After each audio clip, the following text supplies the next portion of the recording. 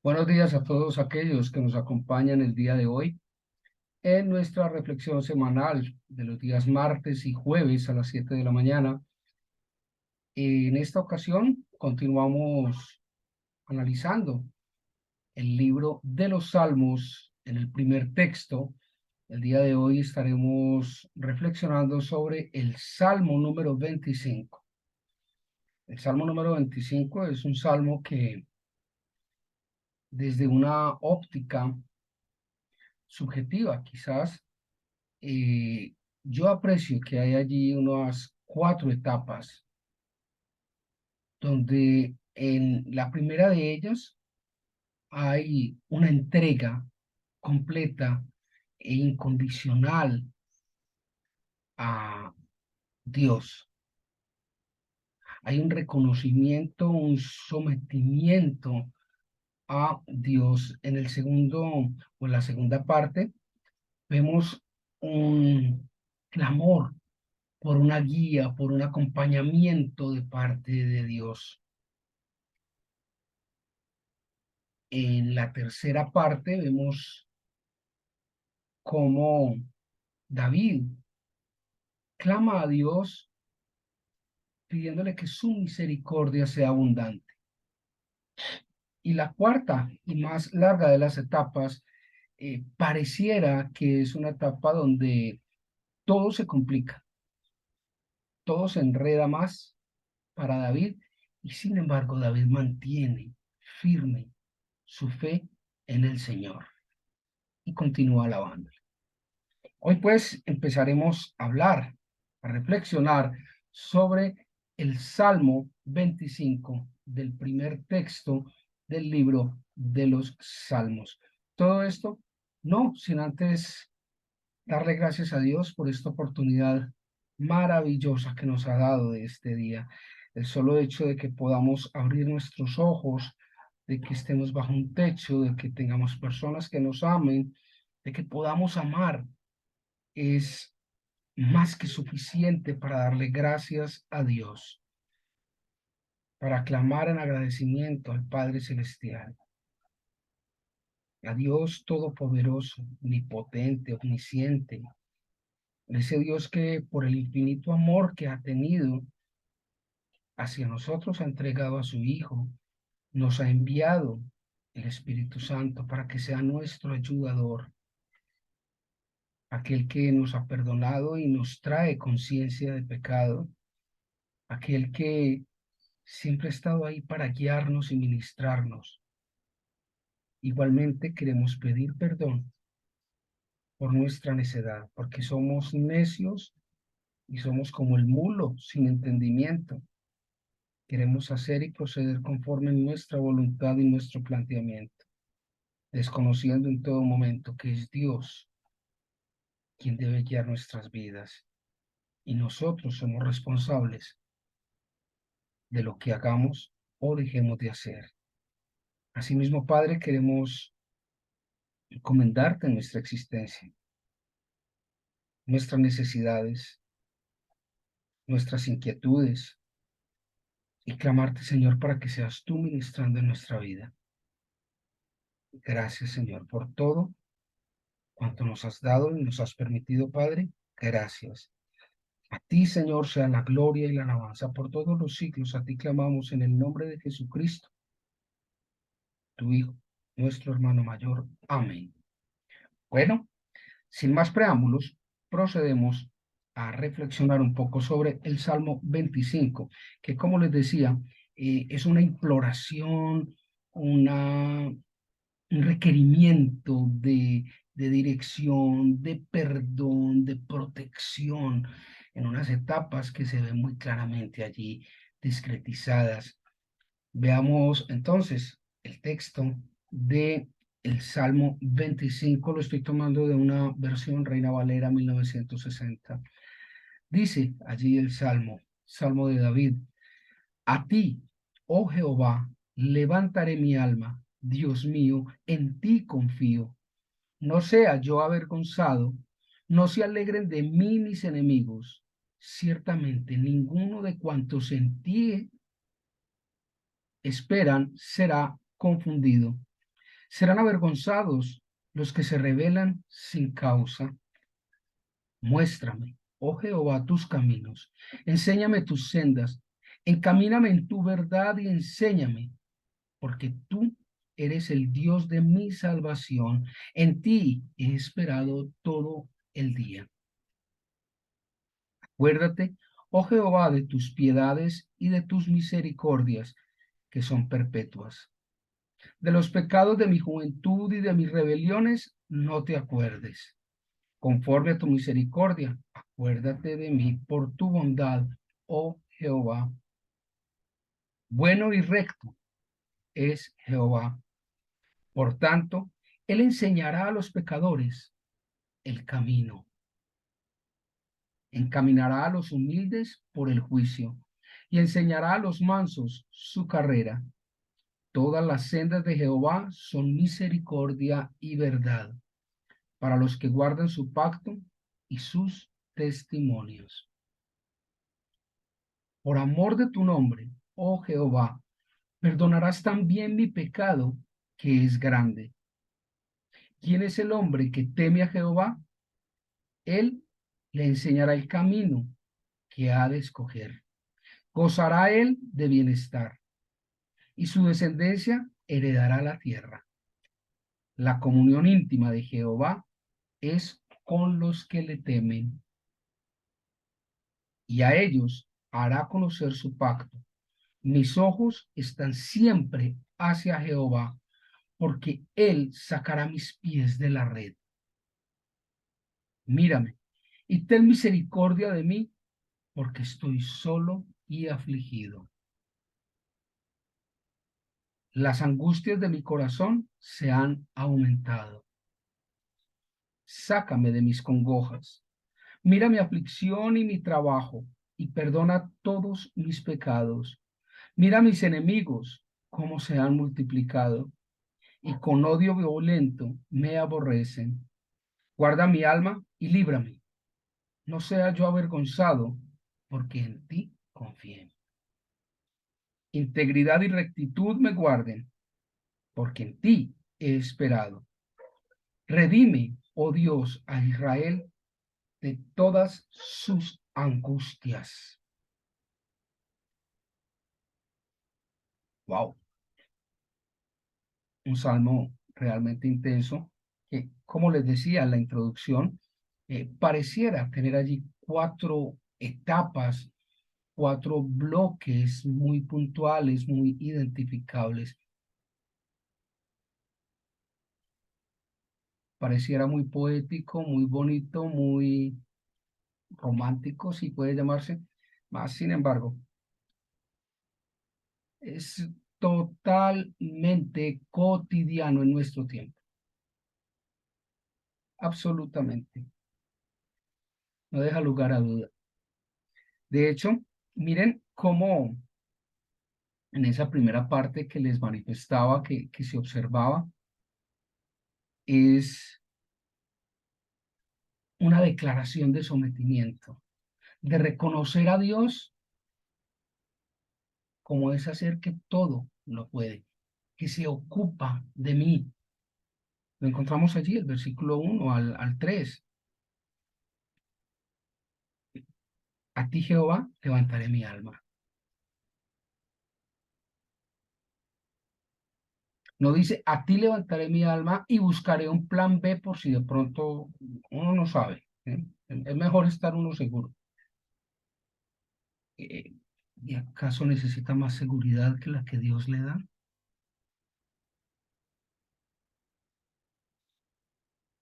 El Salmo es totalmente cerrado, es hermético en reconocer a Dios como Dios. Claramente dice, Dios mío, en ti confío. Ayer casualmente hablaba con alguien y me decía, oíste, vos no sos desconfiado. Y le manifestaba yo, no, ¿y por qué no sos desconfiado? ¿Cómo está el mundo de oscuro? Y yo le dije, por una razón muy sencilla, porque como no confío en nadie, no desconfío de nadie. Como no espero de nadie, No me decepciono de nadie. Buen punto. He aprendido a tener la esperanza y sigo aprendiendo. La fe a confiar solo en Dios. Ni siquiera en mí confío. Ni siquiera en mí. Porque yo me puedo torcer y me he torcido. Dios nunca se torcerá. Ni siquiera confío en mis aptitudes, en mis calidades, porque todas vienen de Dios. Y cuando a Dios le plazca, las va a quitar. ¿Por qué habría Dios de hacer eso? Porque es Dios. Algo he de aprender. ¿Y cómo se pierden? Un accidente, un derrame, un infarto. Las cosas ocurren. Pero si yo tengo fe en Dios, ocurra lo que ocurra, Dios estará ahí. Y eso es lo que David hace precisamente. Eso es lo que David plantea. Ninguno, dice, de cuantos esperan en ti será confundido. Tranquilo, relajado, no tiene problema de ninguna clase. ¿Por qué? Porque todos cuantos esperan en ti no serán confundidos. Qué tremendo. Por el contrario, los que se rebelan contra ti, esos, dice la palabra, serán avergonzados. Después de esto viene una etapa bien interesante. O sea, aquí está David reconociendo quién es Dios. Y en la segunda parte es un clamor de David, reconociendo a Dios como Dios, le dice, bueno, tú que conoces todas las respuestas, todos los caminos, que ves todas las salidas, que ves el gran panorama global que yo no puedo ver, entonces dime por dónde cojo, qué camino he de seguir. Es el requerimiento de David. Miren allí, lo vemos del 4 al 5 dice, muéstrame, oh Jehová, tus caminos, enséñame tus sendas, encamíname en tu verdad y enséñame, porque tú eres el Dios de mi salvación. Ya que reconozco que Dios es todopoderoso, pues que Él me diga por dónde debo caminar, ¿no? Pero los seres humanos somos muy interesantes. En muchas ocasiones decimos, Señor, hágase tu voluntad, pero que sea muy parecida a la mía. Entonces no es la voluntad de Él, es la mía.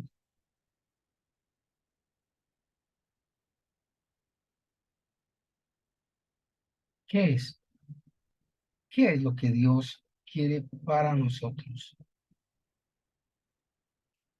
¿Por qué insistimos en creerle a Dios y sin embargo seguir por nuestros propios caminos? ¿Por qué no hace la prueba de seguir por donde Él le dice que siga? ¿Por qué no hace la prueba de creerle a Dios? Usted no le cree. Usted y yo y los mortales normalmente tenemos un plan B. Tan es así que muchas sectas, en muchos grupos, le oran a Dios, sin embargo también le hacen la novena al santo de su devoción.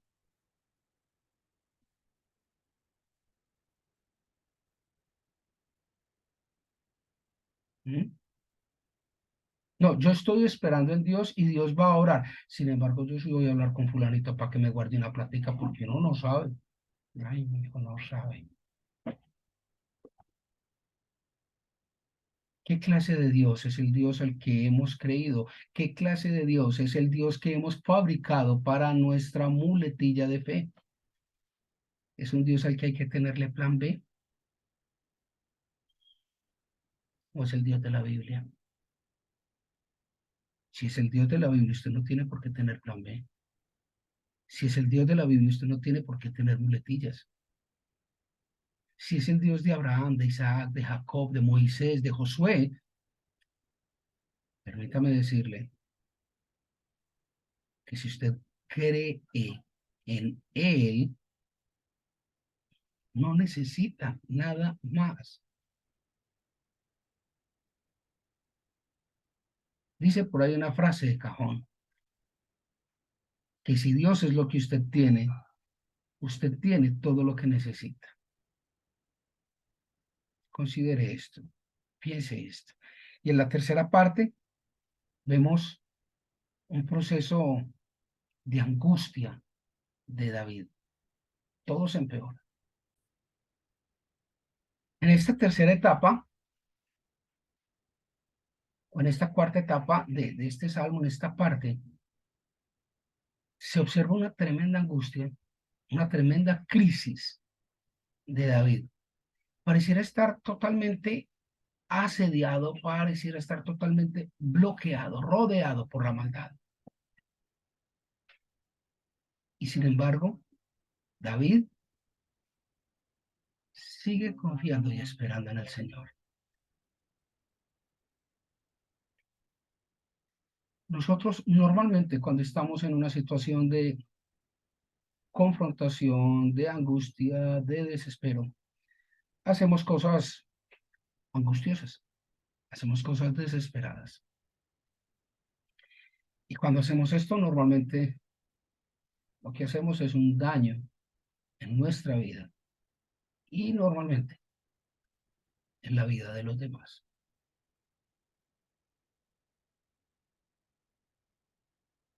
Y después vienen los arrepentimientos, los golpes de pecho, las angustias. Es peor.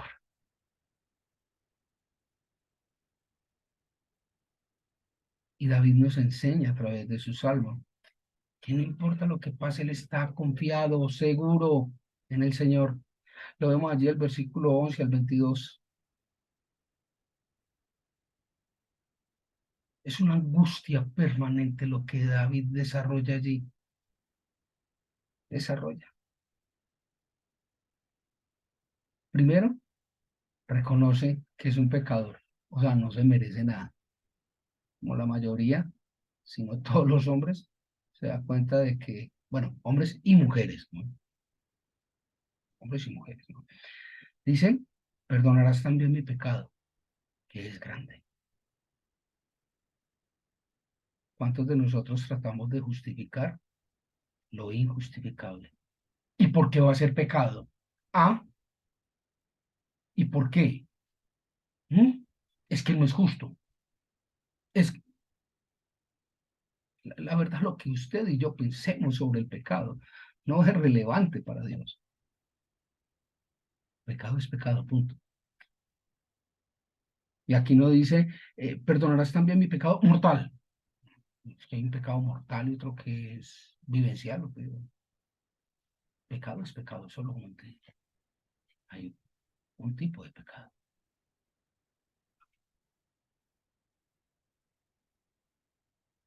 Y nosotros justificamos lo injustificable.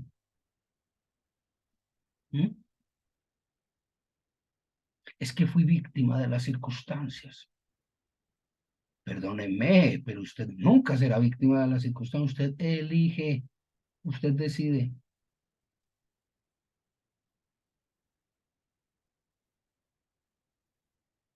Es que la presión, es que la ocasión hacia el ladrón, ¿será? ¿O será que ante la ocasión usted decide ser el ladrón? Entonces empiece por reconocer que uno como persona y como ser humano es un pecador y usted es una chanda, como yo, chandosísimo soy.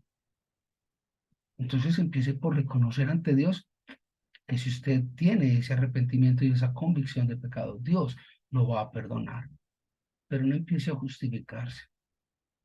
Eso es feo para Dios. Eso no se hace. Mire cómo empieza David, con una angustia porque su pecado es grande. Y de allí hacia adelante dice, eh, mírame y ten misericordia de mí porque estoy solo y afligido. Mire todo lo que dice. Sácame de mis congojas, las angustias de mi corazón se han aumentado enormemente, dice. Dice, mira mis enemigos cómo se han multiplicado. Mira, dice, y con odio violento me aborrecen. Y aún a pesar de todo esto que David está diciendo en medio de su angustia, culmina diciendo, integridad y rectitud me guarden, porque en ti he esperado. Wow. Culmina el salmo diciendo, redime, oh Dios, a Israel de todas sus angustias. David, rey de Israel. Miren el paquete tan extraordinario de cosas que David nos plantea a través del Salmo 25. Realmente es extraordinario. Y cómo en este momento encaja como anillo al dedo. Perfecto. Y el punto, como les mencionaba hace un momento, viene desde el principio del Salmo, es decir, ¿quién es su Dios? ¿Usted en cuál Dios confía? ¿Crees en Dios? Oh, sí, claro. Oh, eh, punto y coma. ¿En cuál Dios crees?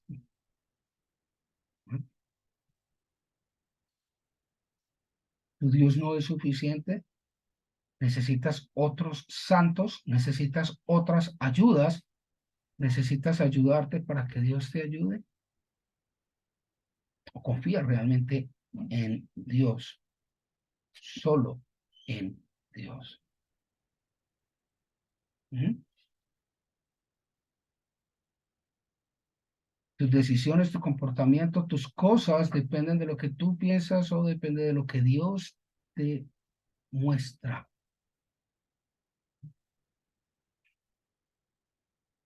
¿Reconoces realmente quién eres ante Dios?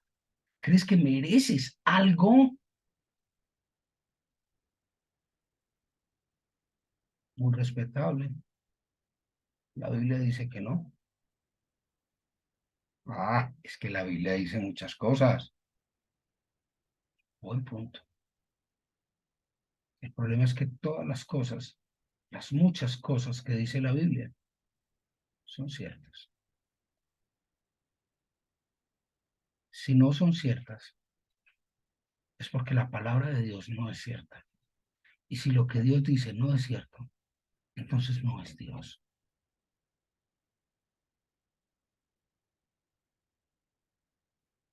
Por muy difíciles que sean las situaciones, por muy oscuros que sean los caminos,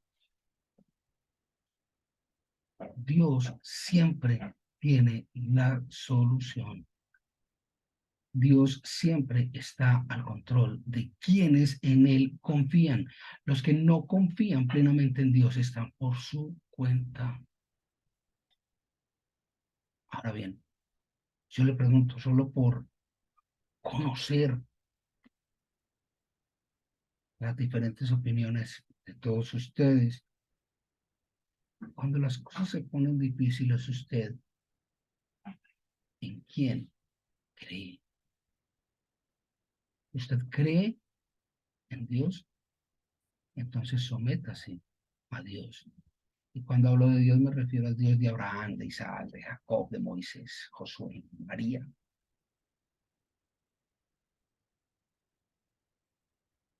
O por el contrario, usted cree en otro Dios al que hay que ayudarle.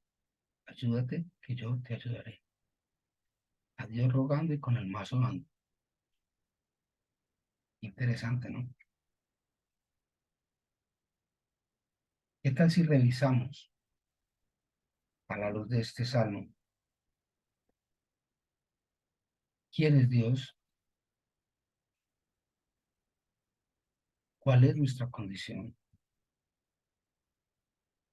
Si queremos o no recibir la instrucción de Dios. Y si tenemos la fortaleza para confiar en Dios lo suficiente cuando las cosas están duras y difíciles. ¿Qué tal si revisamos? Si el Señor a bien considerar tiene, el próximo jueves a las 7 de la mañana nos estaremos reuniendo una vez más para reflexionar un poco sobre el Salmo 26. El Salmo 26 es una total declaración de David de soberanía de Dios. Es una alabanza fuerte, es un mensaje de, de integridad de David ante Dios y de cómo Dios tiene el total y el absoluto control sobre la vida de David. Sea entonces oportunidad de, a la luz de esta reflexión, acercarnos a Dios, continuar con Dios, creer en Dios, no tener angustias, confiar, esperar y deleitarnos en Dios, no en otros puntos. Esos otros puntos pueden ser muy subjetivos. El Señor les guarde, que tengan un muy buen día. Feliz, productivo y bendecido día.